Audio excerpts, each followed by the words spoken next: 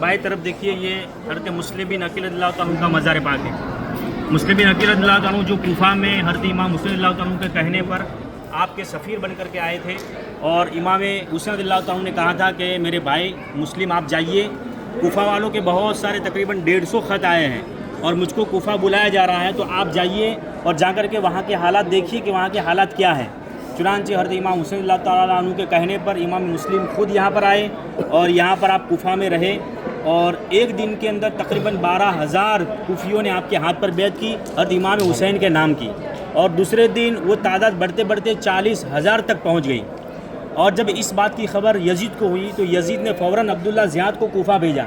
कि तुम जाओ और नौमान बिन बशीर साहबी रसूल है उनको बर्खास्त करके तुम कूफा के गवर्नर बन जाओ। तो अब्दुल्ला ज़ियाद यहाँ आया और उसने कूफा के लोगों को धमकाया कि अगर तुमने इमाम मुस्लिम के हाथ से बैत नहीं तोड़ी तो मैं तुम्हारे घरों को जला दूंगा, तुम्हारे बच्चों के सर तन से जुदा कर दूंगा, यानी धमकी दी। और कूफा के लोग इतने डरपोक थे कि अब्दुल्ला ज़ियाद की धमकी देने से सब के सब फिर गए, हत्ता के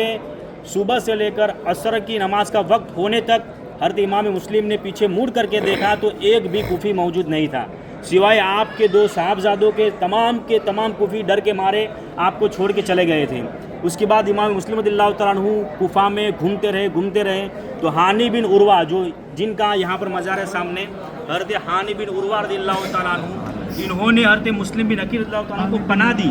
कहे नबी के नवासे आप आइए, मेरा घर आपके लिए हाजिर है, इंशाअल्लाह मैं जब तक मेरी जान है मैं आपको आँच नहीं आने दूंगा। तो ये हानी बिन उरवा जो मुहाफिज़ मुस्लिम बिन अकील है, मुस्लिम बिन अकील रज़ियल्लाहु तआला अन्हु की हिफाजत करने वाले हैं, वो अपने घर में ले गए। लेकिन यजीद के चेलों को मालूम हो गया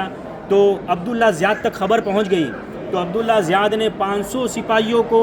भेजा और हानी बिन उरवा रज़ियल्लाहु तआला अन्हु के घर को घेर लिया गया। और फिर इमाम मुस्लिम बिन अकील रज़ियल्लाहु तआला अन्हु को मालूम हुआ तो शेर खुदा का शेर अपने हाथ में तलवार लेकर बाहर आया और ऐसी जंग की कि बेशुमार यजीदियों को काट करके आप जब ज़ख्मी हो गए तो आपको उठा करके अब्दुल्ला ज़ियाद के महल में आपको ले जाया गया, जिसके निशानात हमने अभी हज़रत अली शेर खुदा के घर के पास देखे। वहाँ पर आपको ले जाया गया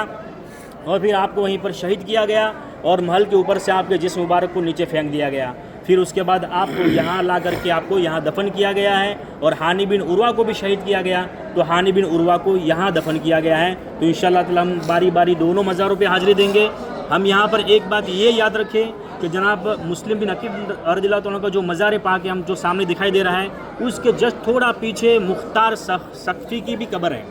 मुख्तार सख्फ़ी वो शख्स है कि जिसने उम्मत पर बहुत बड़ा एहसान किया,